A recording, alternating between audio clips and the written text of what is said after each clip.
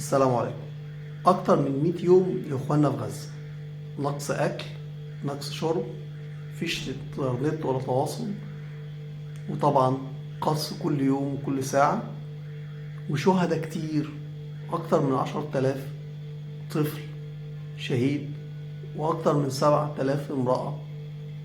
كل ده في أكتر من 100 يوم، والحرب شكلها مستمرة شوية. وإنت إيه؟ أخبارك إيه؟ المقاطعة ايه اخبارها؟ اكتر من 100 يوم النهاردة لسه يا دوبك ناس بتسمع عن المقاطعة، عشان انت قللت تنشر او قللت النشر على المقاطعة. انشر. ليه ما بتنشرش على المقاطعة؟ النشر موجود وفي ناس فعالة وشغالة. انت مهمتك ايه؟ فعلا اخواتك اللي بيموتوا النهاردة في غزة بيحاربوا على قضية فلسطينية وقضية اسلامية بحت، محتاجة منك دعم، محتاجة منك انك تقف من خلال حاجتين اتنين. اول حاجة المقاطعة، لازم المقاطعة مطولة.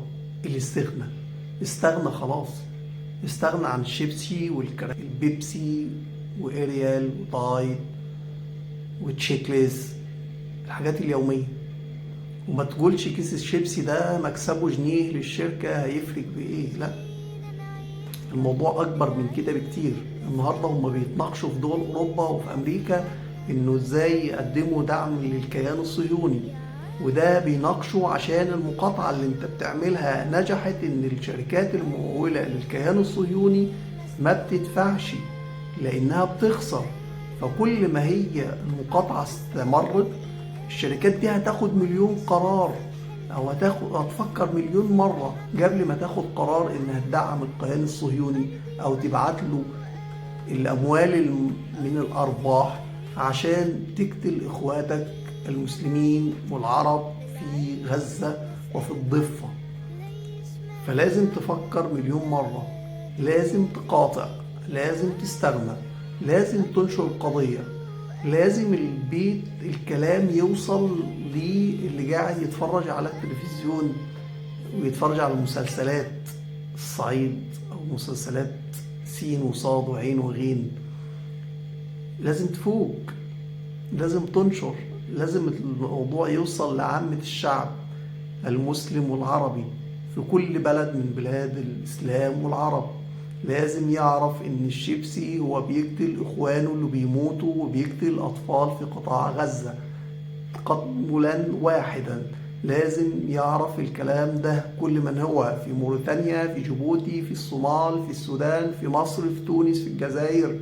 اخواتك بيموتوا بسبب كيس الشيبسي اللي انت بتاكله، بسبب قلة ان انت تدعو على اليهود وتدعي لهم بالنصرة والتمكين. الحرب القادمة هي حرب بوعي الشعوب. الشعوب هي القادرة على تغيير فكر الرأسمالية. الشعوب هي القادرة على تغيير دعم الكيان بالمال الاقتصادي والمال الحربي عشان يحارب. فانت اللي في ايدك القرار، فانت لازم تنشر بدون ما انت عندك وعي. انت لازم تنشر طول ما عندك وعي بالقضية، لازم كل اللي حواليك يفهم القضية. الجزئية التانية التبرع. التبرع نوعين: تبرع لكل الجمعيات الحكومية أو التضامنية اللي موجودة في بلدك، اتبرع ولو بأقل القليل. لا تستحقر صدقتك أبدا لأهلك في غزة.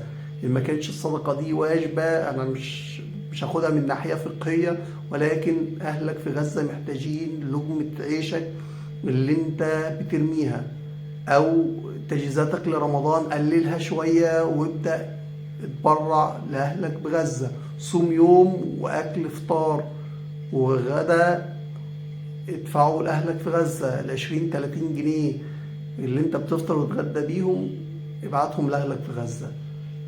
دي نقطة. النقطة التانية في ناحية التبرع، في مؤسسات أو في جمعيات أو في أشخاص متطوعين داخل غزة، وفي روابط للتطوع بتاعهم موجودة على الصفحات بتاعتهم.